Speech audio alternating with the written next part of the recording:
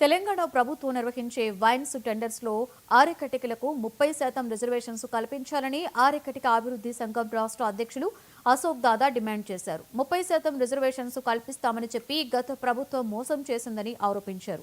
500 కోట్ల నిధులతో ఆరెకటికలకు ప్రత్యేక కార్పొరేషన్ ఏర్పాటు చేసి ఆదుకోవాలని కోరారు. ఇంటిగ్రేటెడ్ మటన్ మార్కెట్స్ లో ఆరెకటికలకు పూర్తి హక్కులను కల్పించి 25 లక్షల ప్రమాద బీమా వర్తింపచేయాలి అన్నారు.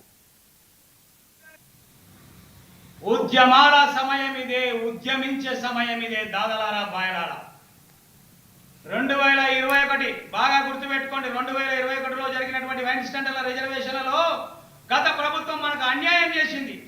అప్పుడున్నటువంటి ఎక్సైజ్ శాఖ మంత్రి శ్రీనివాస్ గౌడ్ అన్యాయం చేసి మనం 15% రిజర్వేషన్ రావాల్సింది తన కులానికి కట్టబెట్టుకుండు.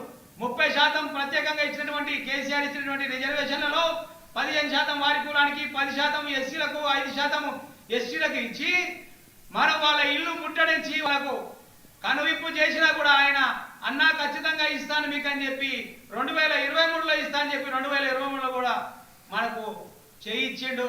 ఆ మహాత్ముడు మనకు మోసం చేసిండు. ఆ ప్రభుత్వం గద్దె దిగేంత వరకు నేను ఎమ్మెల్యేగా పోటీ చేసి అక్కడ